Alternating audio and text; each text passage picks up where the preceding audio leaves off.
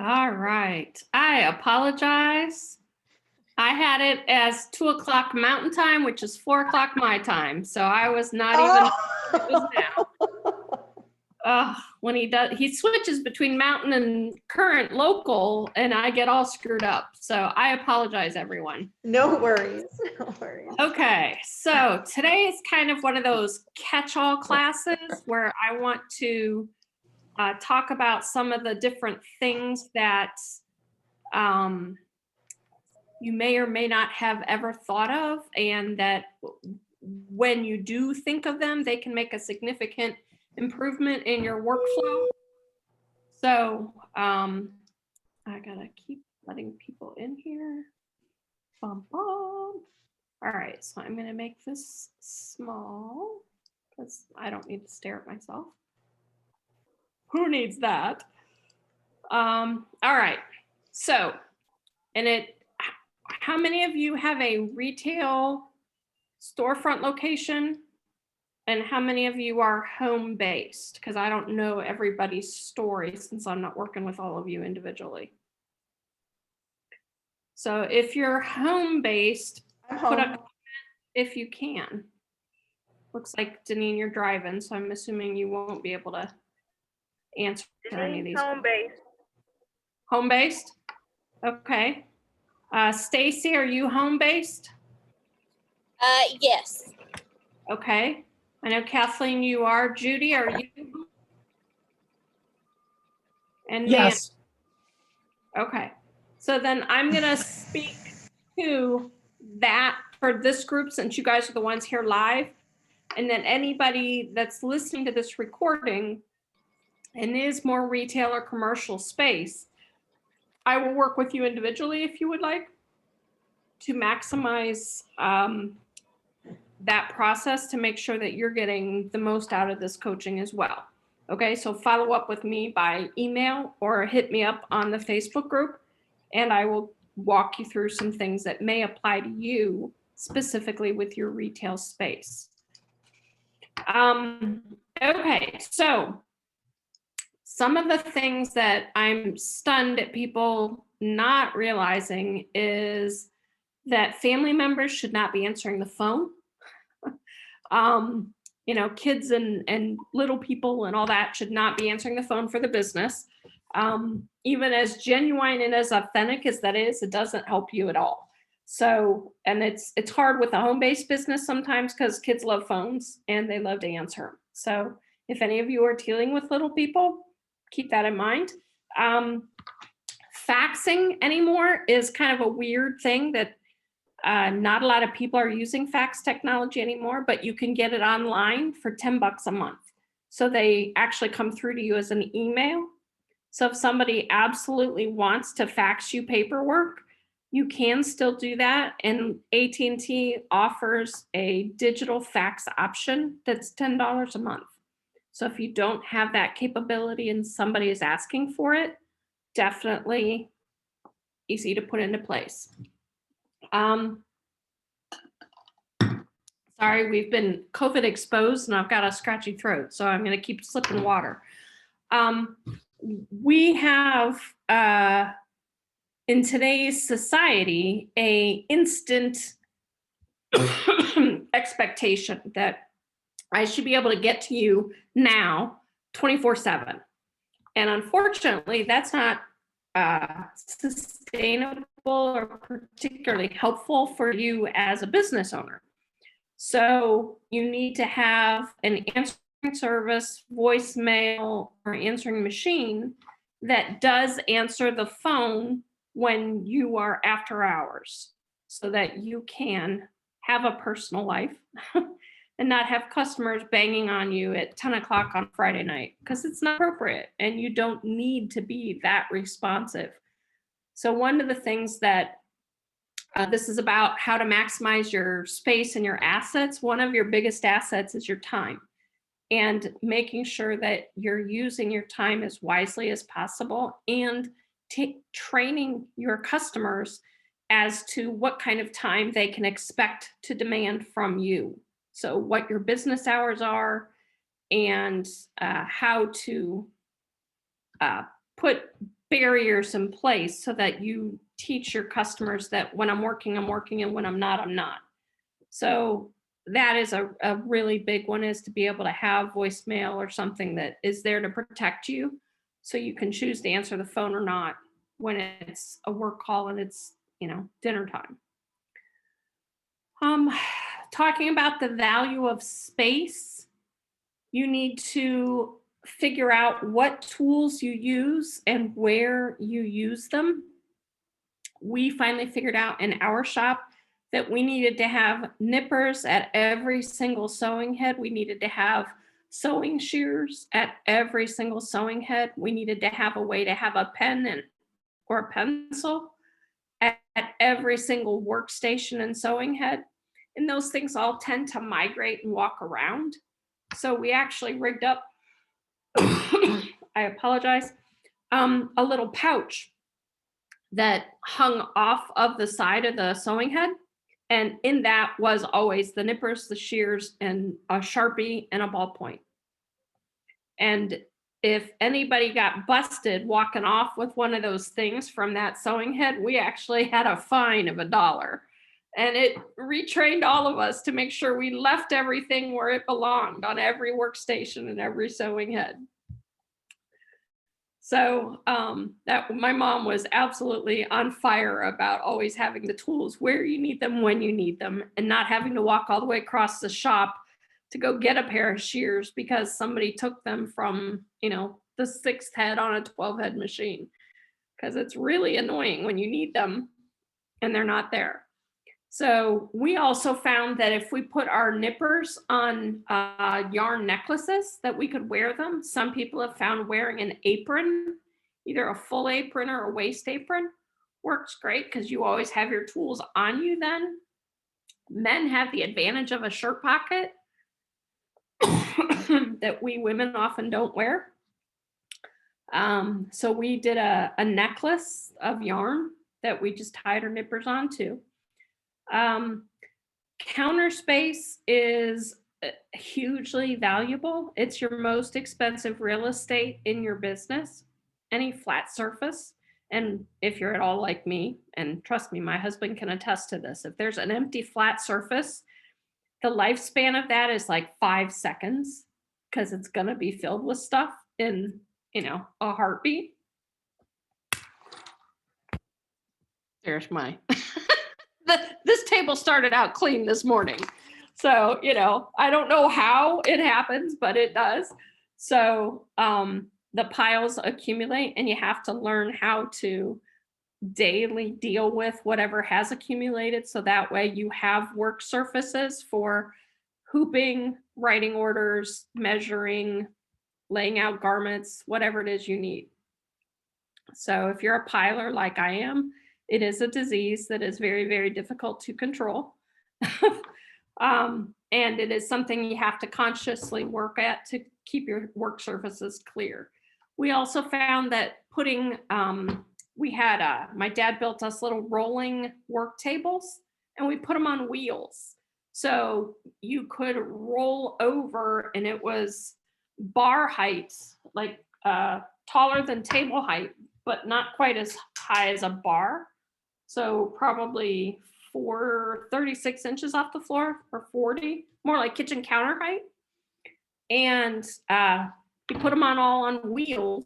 So we could lay over the cart the stack of 40 golf shirts and just wheel it down to the hooping station and hoop and roll and hoop and roll and hoop and roll.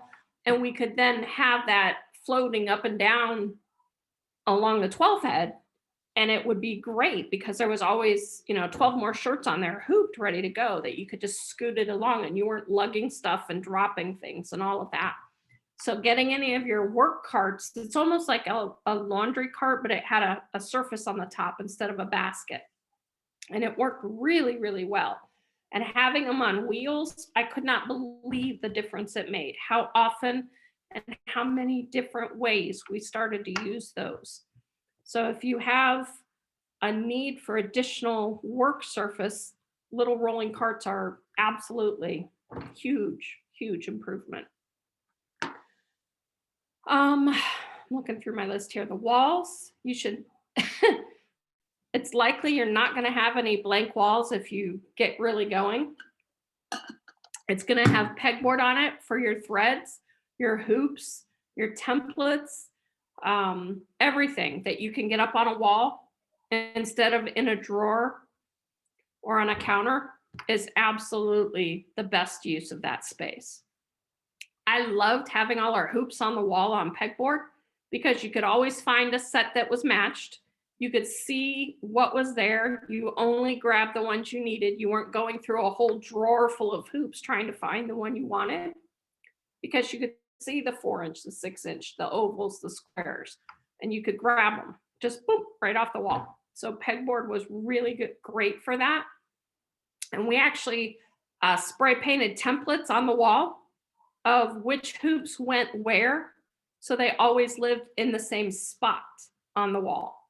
So all the 6s were on that section, all the jacket backs were on that section, all the ovals for the full fronts were on that section. They always had their own home. A place for everything and everything in its place definitely is a good adage for this exercise of making sure your shop is set up well.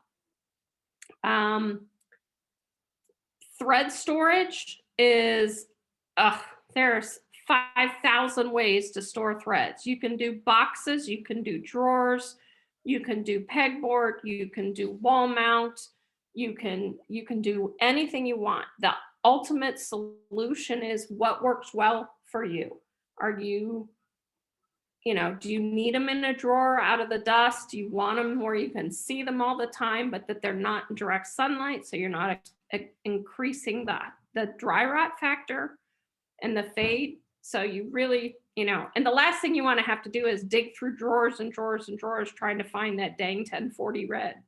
So figure out a system that works well for you and how your brain uses and remembers and sees color, because we all see color differently. It's just based on how our eyeballs were made. And that's another thing to talk about with your customers. When I say red and they say red, we could mean two totally different colors. So a lot of times it's very helpful to have a Crayola reference, that because everybody kind of knows what a red crayon looks like. So if you use Crayola color language rather than embroidery thread color language, it makes it easier for the general public to relate. So that's a really, really good example of ways to talk color in a way that is easier for them to follow. How many of if you use pins, and I don't have my prop here, which I should, if you've ever tried to put a pin in a pin cushion, you probably have experienced that you need to hold on to the pin cushion to then stab the pin into it, right? Because the pin cushion jumps around and scoots all over. They're round on the bottom. If you take that pin cushion and you glue it to a block of wood, it now stays in place and it becomes a one-handed tool. So you can jab the pin in the pin cushion, but not have to use your other hand to hold it in place. So it's silly little things like that that have a surprisingly impactful cumulative improvement in your workflow. So definitely try the pin cushion exercise. Try to put some pins in the pin cushion without it on a block and then block it and see the difference. It's silly, but it's those things that add up. We also found that keeping all of our paperwork on clipboards was hugely helpful. So we had, they're called job tickets, I think is what the words are. But they're clear vinyl pouches that hold a piece of paper, a regular business size piece of paper, 8.5 by 11. You buy a box of 50 of them from Office Max. They're not expensive. Sheet protectors, they might be called, different things like that, but they're a pouch. And so you put the pouch on the clipboard, you put the paperwork in the pouch for that job, and you can hang the clipboard right under the machine, whether it's a single head or multi-head or whatever, but we had a hook under every single machine that was the order being run. The paperwork was right there on a clipboard. So we knew what the products were, we knew what the design was, we knew what the colors of thread were, we knew what the backing recipe would be. It was all right there on that clipboard. So anybody could walk up and work on that order without having to go find the information. And that was a huge game changer for us as we started to add more and more staff. And if you went home or went upstairs or downstairs and didn't come back to the order till tomorrow, you don't want to have to go, oh shoot, how was I doing that? Documenting it and having it all right there so you can just pick up again tomorrow and keep going and have the same results. Big, big, big game changer. Let's see. Logical workflow. All right. So this was my mom. She was a occupational therapist by trade. So yes. Yes, Kathleen. That's why you and I get along so well, I think. So my mom came at setting up our whole business, our production area, from the mind of an OT, someone who thinks about how we physically work and work well. So that is a mindset that really comes into play for building an efficient business, because I'm 5'0". My mom was 5'8". My machines, we chopped the legs off of all the tables. Her machines, we added 4-inch risers for all of her machines, because she and I worked comfortably at very different heights. She would have backaches if she worked on my machines. I couldn't see the top of the sewing bed on her machines, on the full back jackets. So I literally was short enough, I had to try to see the full sewing field. So you really should try to work for yourself what is the most safe and comfortable height of your work surfaces, your counter surfaces, and your hooping surfaces. Because carpal tunnel and back issues are absolutely high risk areas for us in this industry. So and if you do not yet have a hooping tool, a hooping aid, a hooping frame, please spend the money and buy one. Your arms, shoulders, and thumbs and wrists will thank you in several years. And you may put off carpal tunnel from ever becoming a problem in your world. Otherwise, you're going to probably end up with it. And it's not a fun surgery. So definitely look at that. But we looked at all of the surfaces and the tools and how we could make sure that the workflow from one, like hooping, unboxing, and then prepping and hooping led into getting it near the machine, led into getting it where we could sit and trim it, led to a long table that we could fold and package an invoice. So you don't want to be going back and forth across the room to do the next step. Work around the room or work along the room, but you don't want to be going back and forth and back and forth and back and forth to accomplish the next step. So look at setting up your workspace in a way that is logical for minimizing the steps, physical walking steps, as well as the number of times you have to touch anything. So the fewer times you have to touch it, the more you can make. More money you can make, more products you can decorate. So you don't want to unpack it and then just set it down. You want to unpack it and put it in a container that says this container holds all the stuff for this job. So you don't want to just unpack it and set it on the counter. Does that make sense? So you want to minimize the number of touches and minimize the number of steps. Another thing that we learned in our business was if on average you think, okay, it's 5,000 stitches, it'll take me 5 minutes because I run 1,000 stitches a minute, or that's what the machine is supposed to be able to do. We found out, I'm saying hi to whoever's in the background behind Kathleen. Hey. We found that if you doubled the real time versus what the stitch time should be. So if it was 5,000 stitches and you in your head have that as 5 minutes, in reality, it's 10 by the time you hoop it, by the time you back it, hoop it, load it, pull it off, and trim it. So when you're calculating production time, take your stitch count and double it for the time on the machine and time being handled. And we found that to be, on average, a very accurate gauge of how long a job was going to take. This one is something I just shared with one of the gals that I'm working with in this, as a one-on-one, and it's color coding. And I just had a call with her earlier this morning, and she was like, oh, wow, total game changer. So that's kind of fun. And this is another Susan, my mom. But what we did, because we got busy enough and had enough people involved that we never knew what was next, what job should we be working on next. And it got frustrating.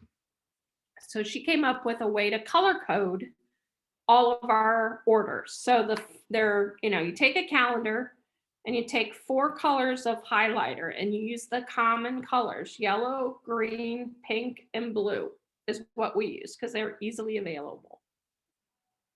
And she literally took a calendar and colored every 4 weeks. So the first week of the month was yellow. The second week of the month was green. The third week of the month was pink. The fourth week of the month was blue. And then started over, yellow, green, pink, blue, yellow, green, pink, blue through the entire calendar year. Then we would put a colored paper. We actually printed our work orders on yellow, blue, green, and pink paper. So if it was an order that was supposed to be due during a pink week, we printed the work order that was on that clipboard in pink on pink paper. If it was due on a green week, the order got written up on green paper. So we just had we'd print out the order from our system and we just load the paper in for the right color for when that job was due. Because then you could go look at the, excuse me, the boxes of what's, waiting to be worked on. And if you're in the pink week, you need to grab all the pink paperwork.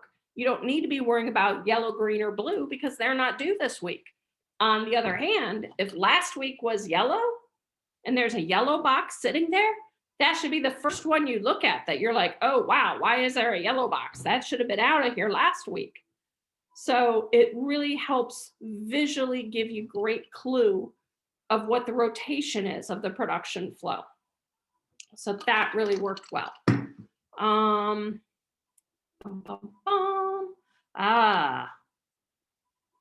Ordering inventory is a huge time suck and shipping money suck. So we got our system down to ordering inventory 2 times a week, Mondays and Thursdays. And we found that by only ordering inventory on Mondays and Thursdays, we greatly reduced our shipping costs. We were still able to have a very good production flow of having the stuff coming through every couple days. And if we had a customer who absolutely had to have it the next day or, before that cycle would have occurred, they were charged 100% of whatever their shipping would be to come in as a special order.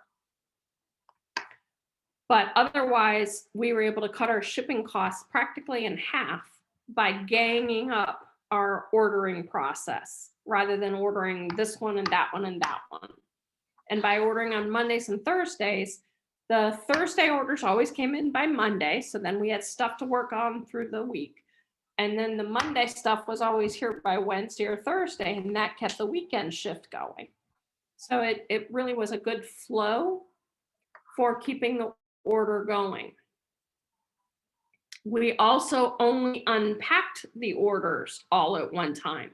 We didn't unpack a little bit now and a little bit later. We set everything else aside and processed out everything that came in that shipment, sorted it into the right order boxes, had the right paperwork on it from start to finish. It was completely done. And then all those boxes were broken down and gotten rid of.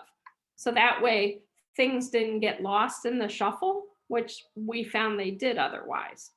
So we unpacked everything, sorted it into its job boxes, and then we were ready to go. Again, my mom's OT background, she did what we called a follow the box experience. So she took, and this is how she reconfigured our whole workspace. She took an order from the minute it came in the door all the way through and out the door to the customer and followed it, literally, physically followed it, and figured out where the bottlenecks were, where the information gaps were, where the problems were, so that we could build systems in place and solutions so that there were no more bottlenecks, there were no more missing bits, so that the order was held up.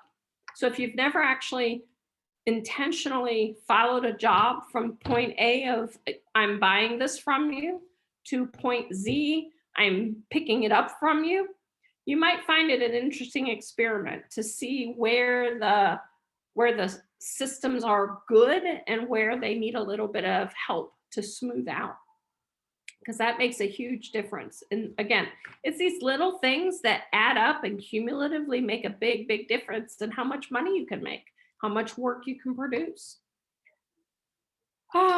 See, because you have to unpack it, you have to back it, you have to hoop it, you have to embroider it, you have to trim it, you have to pack it, you have to bill it, and then you have to interact with the customer at the end of it. So We call that task analysis. Yes, yes. Cheaper by the dozen workflow, you know? Yep. So absolutely. And it's really a good experience if you've not done it intentionally to follow through all the steps. There's a lot of steps in creating a custom product. A lot. Okay, I'm just trying to keep from coughing all over. Sorry. Okay. All right. What's next? Record keeping. Oh, this is a big one. Assets. Oh. How many times, if a customer says to you, hey, can you do the same thing you did before? Does that make you go, sure, no problem? Or, oh, crumb, what did I do for them? So you need to be able to just say, sure, no problem, because you know that you have all of the details documented properly. So it's the garment, item, size, color. It's where you got it from. It's the design used. It's where it was placed. It's how it was backed. It's the thread number, color, the thread brand and color numbers. It's everything needs to be documented completely. Because I cannot tell you how many times, 6 months later, a year later, 2 years later, the customer wanders back into your world and says, hey, let's do that again. And they expect you to miraculously know what they're talking about. It's kind of like, hey, where are my keys? I don't drive that car. How would I know? But our customers expect us to know. So make sure that your paper flow has a place to document and record all of those little bits and pieces. One of your biggest assets, as I've mentioned, is time. If you have an order that is going to take up, a week because you've got a single head or just 2 single heads, for example, that is probably not good use of your time. You should feel comfortable that you could subcontract that out to a shop that has larger sewing capacity, and they could run 300 of something in 2 days, and you would still make money. So if you have that opportunity to have a large order come through your business, please reach out to me, because I will be happy to connect you with top quality contract shops that do not want to steal your customer. And that is a common fear, but the Contract customers that we refer people to are top notch, and they do not have any, you are their customer. They don't want somebody else. They don't want end users as their customer. And I have contract shops all over the country that would happily do larger volume orders for you. And their pricing is low enough because they're doing it in volume that you will still make good money. So I will walk you through that process anytime that opportunity happens for you. Okay. If you have not yet become familiar with any of the unusual hooping tools like the Mighty Hoop, the magnetic hoops, or the clamps or fast frames, the hoops for tennis shoes, the things that you can use to hoop socks, you may want to explore some of those options if you ever get into any of those specialty products, because if you can do those things, odds are some of the other shops in your area that you might be sort of competing against don't do that. We have so many people that are afraid to do a Carhartt or a varsity jacket, so they don't take those orders. Well, I learned early on that the guys around me, the shops around me, didn't want to do those jobs. So I was like, okay, we need to figure out how to do that, because that's guaranteed orders. Every high school around needs varsity jackets. Every contractor, every painter or builder, drywaller, all those guys wear Carhartts. So we learned how to hoop those hard to hoop thick products. And this was before Hoop Masters Mighty Hoops even. And so I was the shop that everybody went to for all that heavy, hard to do stuff. Horse blankets, saddle blankets, harnesses, all of that stuff we could do because nobody else would. So we learned how, and now there's even tools to help you do it more easily. So those are huge ways to amplify your assets and offer services that other people are not. And this, again, I'm referring to my mom a lot. She and I were in business together for 25 years, so I miss her daily.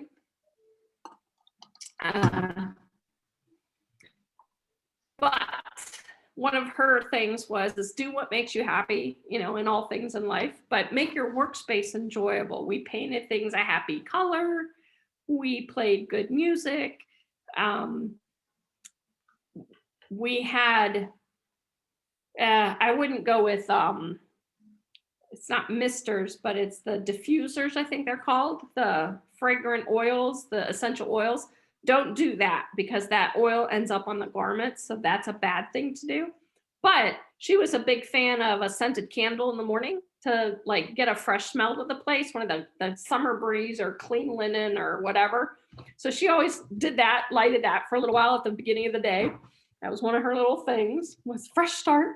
So it's that kind of stuff that it, makes it fun to come to work. So it sounds hokey, aromatherapy. Yeah, just don't use the essential oil diffusers because the oils end up on the products. Another really, really great way to get better at presenting your stuff and yourself to your customers is start paying attention to the retail mall.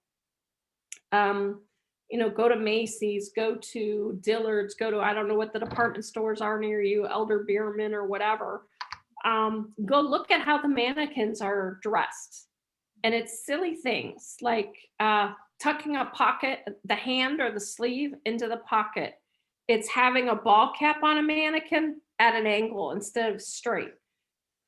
It's all those little tweaks that make the display visually interesting. So start looking at magazines and start looking at physical merchandising, so that when you go to show your customers your products, you can emulate ways to merchandise them so that they're sassy, so that they have appeal in a way that they don't even really understand why this looks good, but they know it looks good. Because a well-presented shirt, instead of just one that's kind of folded and tossed on a table, is the difference between getting the sale and not getting the sale. So use a nice hanger, put it on a wooden hanger, put it on a nice, the fabric covered hangers and stuff. Don't downplay some of those details because it really does end up costing you business. So you have to jump in. merchandise. Uh-huh. So with the Volkswagen stuff, I don't have mannequins yet. And so the other day I was sitting there kind of annoyed. And I'm like, okay, I got to be creative about this. It was a beautiful sunny day. And so I took my baseball caps and my socks that I have the Volkswagen, and I actually put the baseball cap on the engine, and I did a little bit of a stop thing, so it's slightly blurred. So, I mean, I just kind of went out into the real world. I got into my Volkswagen bus and I draped the socks over the steering wheel. You could see the speedometer in the back. Right, So, and that will resonate. Yes, that will resonate with your audience. Absolutely. That's merchandising. Well done, Kathleen. Thank you.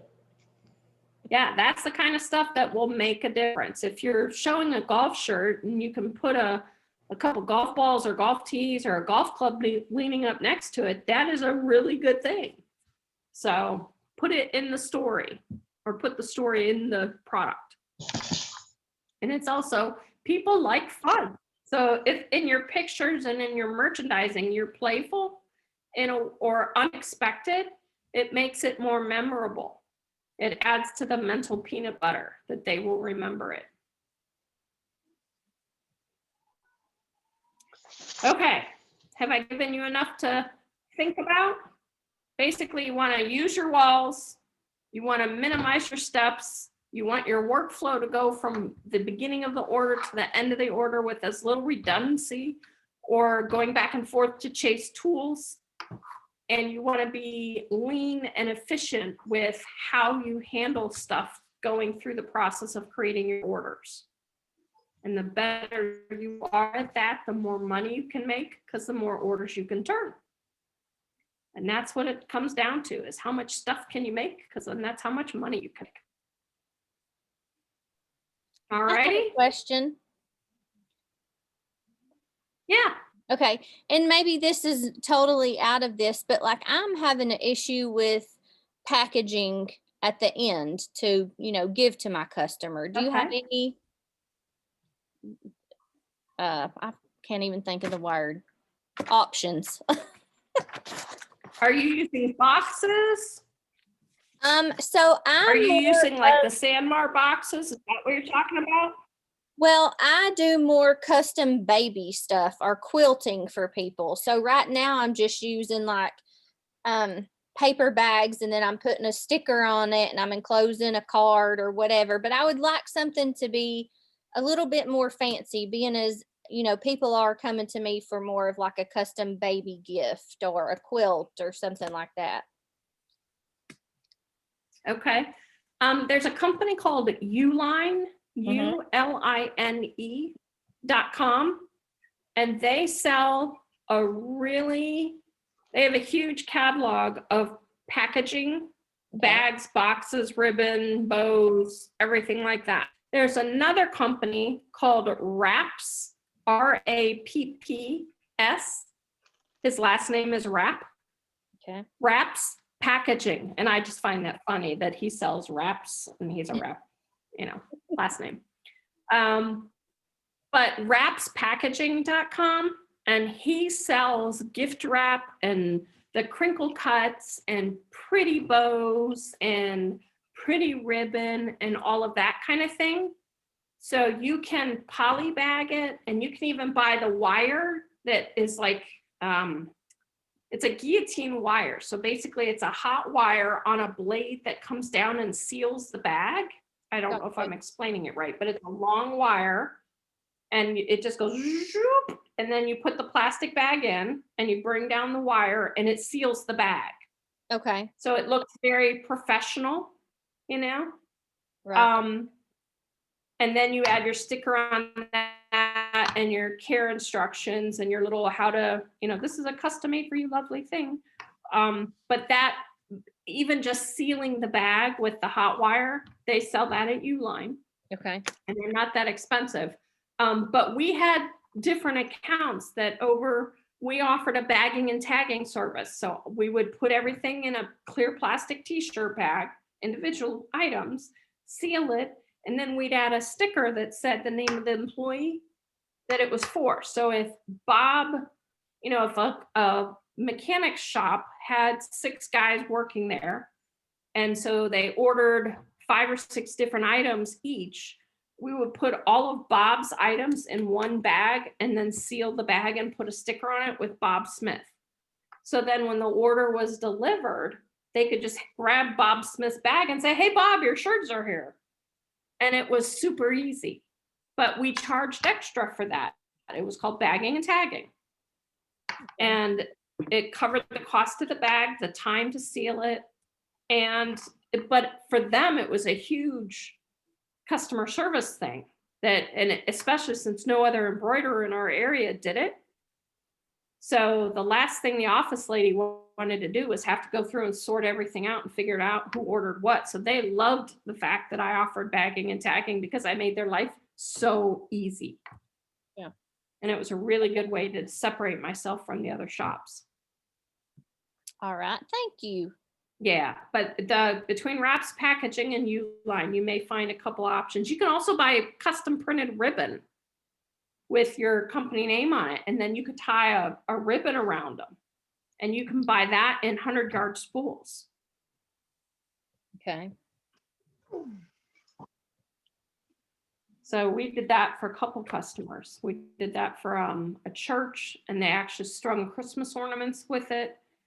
And then we did a couple different things with custom ribbon for customers. And then we used it for our own stuff, for all of our holiday gifts. When we gift wrap for somebody, it always came with Designs on You ribbon around it, because that was our company name, Designs on You.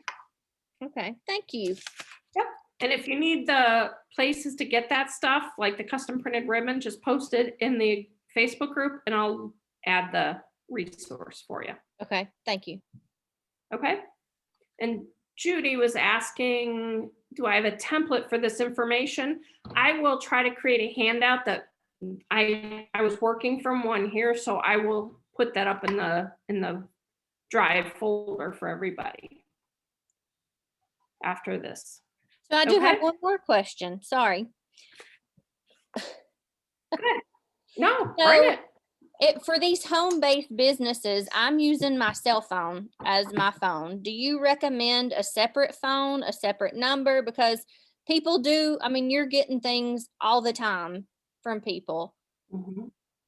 Okay. There are services that let you have a second phone number Okay. that you can tell it's a business call, and it's not that expensive if you're getting enough business in that's disruptive to your personal. It's not worth paying for a second phone line, me personally, but there's a way to get a second phone number on your phone line. Okay. I'm totally escaping what the name of it is, but I will get that from a girlfriend of mine she's the one who always tells me, you've got to do that. So I finally did. I use one and it's called, hang on a second, I've got it right here. It's called, it's called Sideline. The only challenge with it is that when the phone number rings through, you're actually not, you can tell that it's a Sideline number, but it's not the actual real number that the person's calling from. It kind of, I guess it goes through the Sideline system or something like that. So there's so that you don't end up with weirdness, their actual phone number.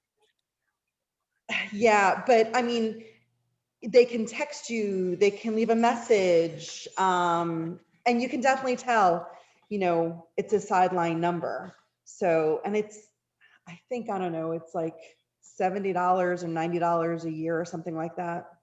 Yeah, it's way less than a second phone line, a second actual phone number. Yeah.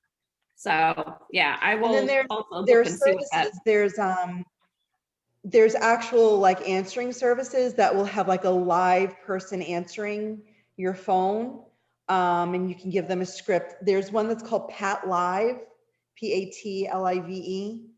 Last time I don't have it, so I can't really attest to it, but I've heard a lot of people using it. And I think they run about $50 a month. Well, somebody posted that Google Voice has something. I've heard Yeah, about I've it, but used I've Google not Voice. used it. I've used it before, and I think it's okay. The service is actually good. I personally find that their interface is a little bit dated and kind of clunky, but I think it's very functional. Okay, thank you. All right. Does anybody else have any questions? These aren't supposed to last a whole hour, so I apologize for taking all your time, even though I got on here late. I do have a question. Do you have, I want to get some like car decals or stickers done for the side of my car, my parents' car, my husband's car, you know. I was looking at Vistaprint. Do you have a recommendation to go with other than Vistaprint, or would you kind of stick with somebody like that? You can go with your local quick print instead of, if you want to talk to somebody, if you have a local Yeah. like quick print in town, Okay. I would try them. I'm just a big fan of working local. Yeah.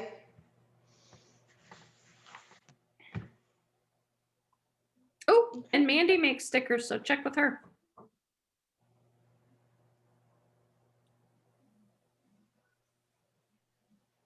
All righty. Well, then I will say thank you, and I will get this uploaded, and I will get the handout uploaded. And then if you have any follow-up questions, just let me know. Thank you. Thank you. Absolutely. I'll see you in 2 weeks. Anybody have Bye. anything that you need help with, just let me know. Thank you. All right. Have a good day. You too. Bye.